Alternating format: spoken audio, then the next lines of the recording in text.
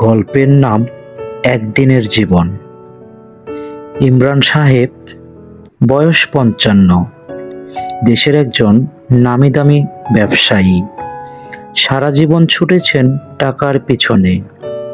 বাসায় স্ত্রী আছে, ২ সন্তান আছে, কিন্তু সময় নেই কারো জন্য। তার জীবনে একটাই মন্ত্র ছিল, এখন সময় নেই, পরে সময় পাবো। একদিন রাত ৩টার সময় অফিসের কাজ শেষ করে অফিসের টেবিলেই ঘুমিয়ে পড়লেন। ঘুম ভাঙল হঠাৎ কেমন এক অদ্ভুত নীরবতায়। বাহিরে তাকিয়ে দেখলেন শহরটা নিস্তব্ধ। গাড়ি নেই, মানুষ নেই, শব্দ নেই।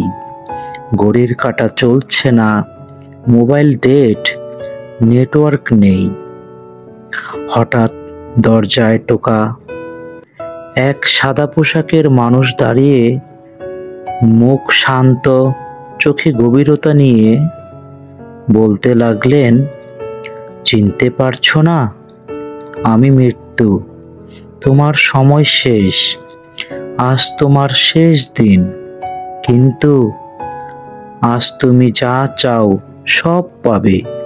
টাকা, বাড়ি, গাড়ি, সফলতা, সম্মান, এমনকি তুমি যা চাইবে আমি তোমাকে সবই দিব, কিন্তু সময় পাবে না। ইমরান সাহেব কাঁপা কাঁপা কণ্ঠে বললেন, আমি আমি আমার ছেলে মেয়ের সঙ্গে শেষবার দেখা করতে চাই, তাদের সাথে একটু কথা বলতে চাই। মৃত্যু উত্তর দিল, তারা ব্যস্ত, তোমার মতোই ব্যস্ত। তুমি যখন বেঁচে ছিলে তোমার জন্য, বলেছিলে তাদের উদ্দেশ্যে, এখন সময় নেই, পরে সময় হবে।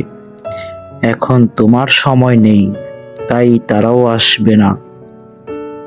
তিনি ভেঙে পড়লেন, হাত কাঁপছে, চোখ জল, মুখে শুধু একটাই কথা, আমি টাকা দিয়ে সময় কিনতে চাই। প্লিজ, আমার ৭৭ কোটি টাকা আছে, আমাকে শুধু আরো একটা দিন দাও, আমার সর্বস্ব আমি তোমাকে দিয়ে দেব। মৃত্যু শান্ত গলায় বলল, এই পৃথিবীতে এখনো পর্যন্ত কেউ সময়কে কিনতে পারেনি। তোমার টাকায় তুমি অনেক কিছু কিনেছ, দামি গাড়ি, দামি বাড়ি, অনেক প্রাচুর্যের মধ্যে তুমি, বিলাসিতার মধ্যে তুমি বসবাস করেছ, কিন্তু সময়, ও তো শুধু দেয়া হয়, ওটাকে কিনে নেওয়া যায় না। ইমরান সাহেব বসে পড়লেন। সেই রাজকীয় মানুষ আজ বড্ড একা, নির্বাক, অথচ খুবই ভারাক্রান্ত। তিনি বের করলেন একটা কাগজ এবং হাতে কলম নিয়ে লিখতে শুরু করলেন, আমার প্রিয় পরিবার, তোমরা যখন ঘুমিয়েছিলে আমি অফিসে ছিলাম।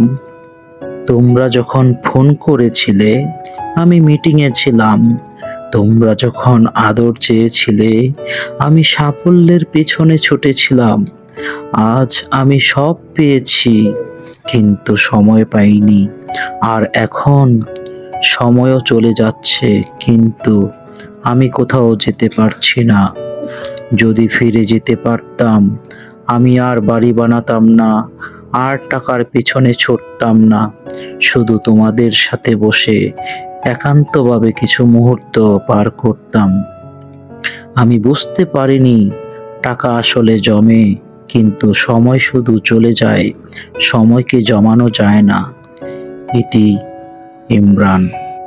এভাবেই আমরা টাকা পয়সা, বাড়ি গাড়ি, সাফল্যের পিছনে ছুটতে ছুটতে কখন যেন বলে যাই আমাদের জীবনের শেষ বেলায় এসে সবকিছু পড়ে থাকে, শুধু চলে যাই আমরা, আর রেখে যাই কিছু হাহাকার, কিছু যন্ত্রণা, কিছু ব্যথা।